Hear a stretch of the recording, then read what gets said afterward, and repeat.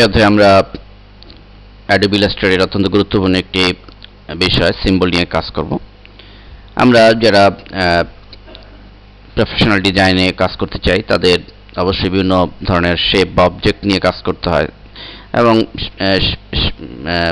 বা আমরা বলতে পারি যে বিভিন্ন ধরনের সিম্বল নিয়ে কাজ করতে হয়। তো এই সমস্ত শেপ অবজেক্ট বা সিম্বলের মধ্যে আবার অনেক ধরনের ইফেক্ট দেওয়ারও প্রয়োজন হয়। তো আমরা অ্যাডোবি ইলাস্ট্রেটর এর CS2-তে আমরা এই সিম্বলের বহুমুখী ব্যবহার, বহুমুখী সুবিধা আমরা ভোগ করতে পারবো। তো এটি আসলে প্র্যাকটিক্যালি আমরা দেখছি। তো এটি পাওয়ার জন্য আমাদের মনে রাখতে হবে একটি সিম্বল প্যালেট নিয়ে আসতে হবে উইন্ডো মেনু থেকে। উইন্ডো মেনুতে গেলেই আমরা এখানে সিম্বলস নামে যে প্যালেটটি হাইলাইট হবে কালার প্যালেটের সাথে অ্যাড করা হয়েছে এটিকে। তো দেখুন এই সিম্বল প্যালেটের ভিতরে বিভিন্ন ধরনের অবজেক্ট আমরা এখানে দেখতে পাচ্ছি, কয়েকটা অবজেক্ট এখানে দেখতে পাচ্ছি। তো এই অবজেক্টের মধ্যে সাপোজ এই পাতাটিকে আমরা ড্র্যাগ করে স্টেজে এনে ছেড়ে দিচ্ছি আমরা। তো একটি পাতা আমরা এখানে পেলাম। এটি সিম্পল একটি সিঙ্গেল অবজেক্ট হিসেবে আমরা এটি পেতে পারি বা এটি আমরা যে কোনো ডিজাইনে এটিকে ইউজ করতে পারি।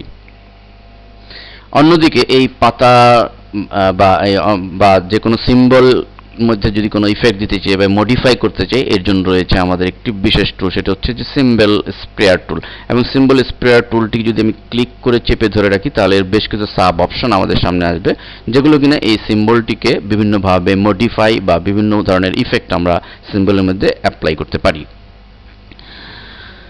এবং অন্যদিকে আমাদের অ্যাডোবি ইলাস্ট্রেটর CS এবং 2-তে এই দুটি ভার্সনে আমাদের সিম্বল লাইব্রেরিকে করা হয়েছে অত্যন্ত সমৃদ্ধশালী, যেটি আমরা পাবো উইন্ডো মেনুতে। এবং এখানে আমরা দেখুন সিম্বল লাইব্রেরিতে আমরা অনেক সিম্বল দেখতে পাচ্ছি এবং এই সমস্ত চমৎকার সিম্বল আমাদের ডিজাইনের কাজে খুবই ইউজফুল, খুবই হেল্পফুল একটি বিষয়। তো আসুন আমরা এই সিম্বলের ব্যবহারটি দেখছি। তো প্রথমেই দেখুন এই সিম্বল যে পাতাটি আমরা এনেছি, এই পাতাটি আমরা ডিফল্ট যে সিম্বল রয়েছে প্যালেট সেখান থেকে আমরা আনলাম। আমরা অন্যদিকে যদি চাই যে আমাদের আরও প্রচুর সিম্বল দরকার, সেটি আমরা পাবো উইন্ডো মেনুর এই সিম্বল লাইব্রেরিতে। এবং সিম্বল লাইব্রেরিতে ক্লিক করে বিভিন্ন ধরনের সিম্বল আমাদের এখানে রয়েছে। আমরা ফ্লাওয়ার যে রয়েছে ফ্লাওয়ারের ভিতরে ক্লিক করছি। আমার যদি ফ্লাওয়ার নিয়ে কাজ করতে হয় সেক্ষেত্রে আমার এই ফ্লাওয়ার প্যালেটটি আমাকে বিশেষ সুবিধা দিবে। দেখুন আমাদের সামনে ফ্লাওয়ার প্যালেট এসে চমৎকার চমৎকার সব ফ্লাওয়ার আমরা এখানে দেখতে পাচ্ছি। আমরা শুধু জাস্ট এখান থেকে ড্র্যাগ করে এনে যদি ছেড়ে দিই তাহলে আমরা অলরেডি একটি ফ্লাওয়ার কিন্তু পেয়ে গেলাম।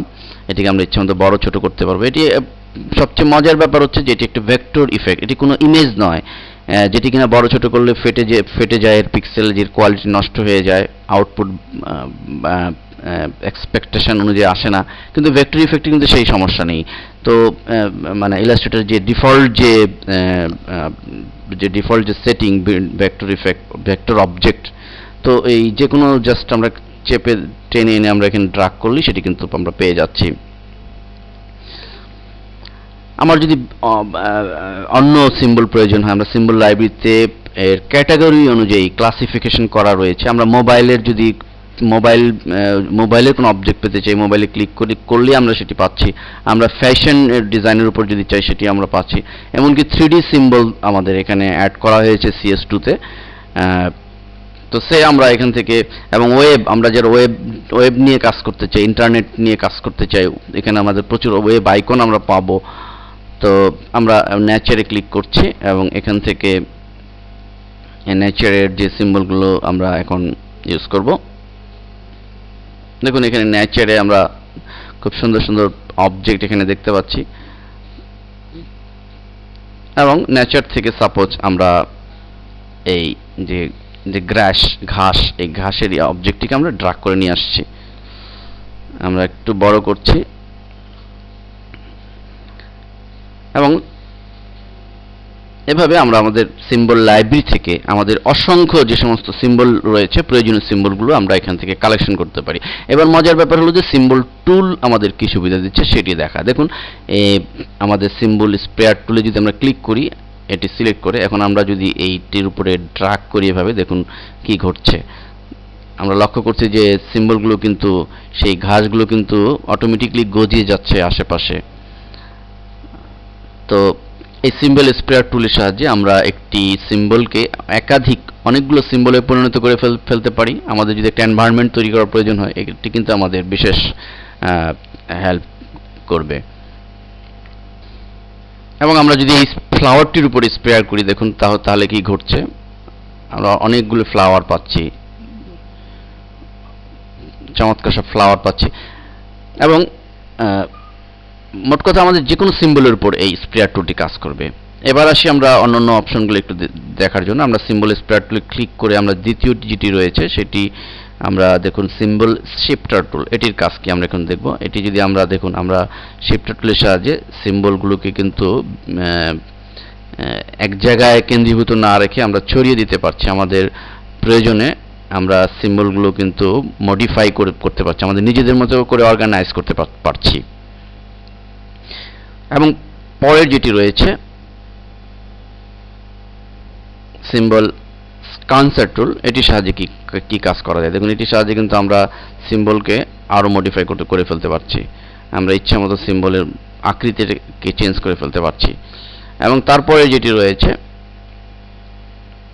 সিম্বল সাইজার টুল, তো এর মাধ্যমে দেখুন আমরা সিম্বলের সাইজকে কিন্তু বাড়াতে পারছি। আমরা সিম্বলের স্প্রেয়ার টুল দিয়ে অনেকগুলো করার পর নির্দিষ্ট কোনো অংশকে বড় করার প্রয়োজন হতে পারে, সেক্ষেত্রে আমাদের এই সাইজার টুলের মাধ্যমে কিন্তু এটি খুব অনায়াসই করতে পারছি।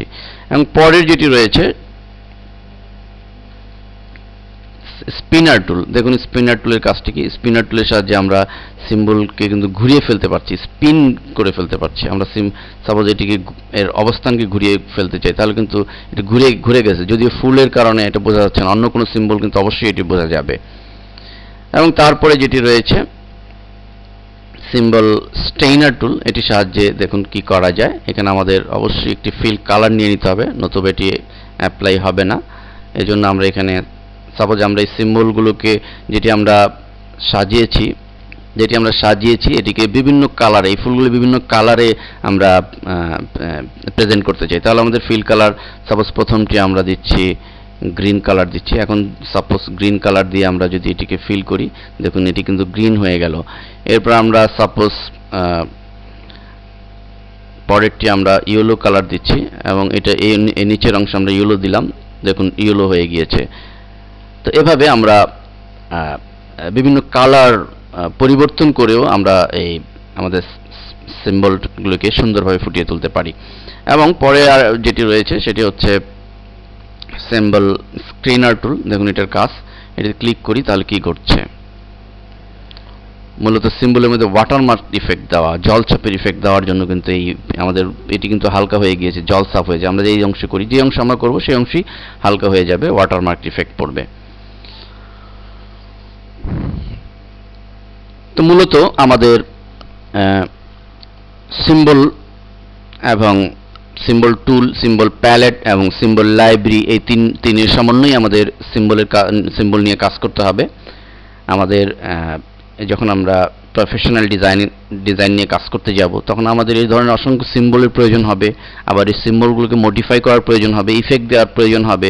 তো অনায়াসে আমরা এই কাজগুলো করতে পারবো যদি আমরা এই অ্যাডোবির এই লেটেস্ট ভার্সনগুলি ব্যবহার করি, তাহলে আমরা এই সুবিধাগুলো ভোগ করতে পারবো। পুরনো ভার্সনে কিন্তু এই সুবিধাটুকু মোটেও নেই। এবার আমরা আরেকটি জিনিস দেখব, আমরা ব্রাশ প্যালেটের মতোই আমরা এরকম যে কোনো সিম্বল বানাতেও পারবো, এবং সিম্বল বানিয়ে সিম্বলের যে সমস্ত সুবিধা পাওয়া যায় সেই সবগুলো সুবিধাও আমরা ভোগ করতে পারবো। সাপোজ আমরা নিজের মতো করে একটি ফ্লাওয়ার তৈরি করেছি, দেখুন একটি ফ্লাওয়ার বানিয়েছি, এর চেয়ে সুন্দর ফ্লাওয়ার আপনি বানাতে পারেন, ধীরে সুস্থে বসে করলে এর চেয়েও চমৎকার ফুল হবে। তো আমরা এই ফুলটি সাপোজ বানিয়ে আমরা সিম্বল হিসেবে ইউজ করতে চাইলে ড্র্যাগ করে আমাদের এই সিম্বল প্যালেটে ঢুকিয়ে দিতে হবে। এভাবে এটি অলরেডি ঢুকে গিয়েছে। এখন এটি আমরা অন্যান্য যে সমস্ত সিম্বল রয়েছে এগুলোর যে সুবিধা, এটি দিয়ে আমরা একই সুবিধা ভোগ করতে পারবো। এই জন্য আমরা ড্র্যাগ করে সাপোজ এই সিম্বলটিকে আমরা স্টেজে নিয়ে আসলাম। এখন এটি কিন্তু সিম্বল, যেহেতু আমরা ড্র্যাগ করে এনেছি। এবার আমরা সিম্বল যে প্রথম যেটি রয়েছে সিম্বল স্প্রেয়ার টুল, দেখুন সিম্বল স্প্রেয়ার টুল দিয়ে যদি আমরা এটিকে ড্র্যাগ করি, দেখুন অন্যগুলোর মধ্যে কিন্তু এগুলো অনেকগুলো হয়ে যাচ্ছে। এবং এর যে অন্যান্য যে সমস্ত অপশন রয়েছে প্রত্যেকটা অপশনই কিন্তু এটির উপর কার্যকরী হবে। তো এভাবে আমরা ইচ্ছেমতো যে কোনো সিম্বল ক্রিয়েট করে সেটির উপর আমরা এ ধরনের ইফেক্ট দিতেও পারি।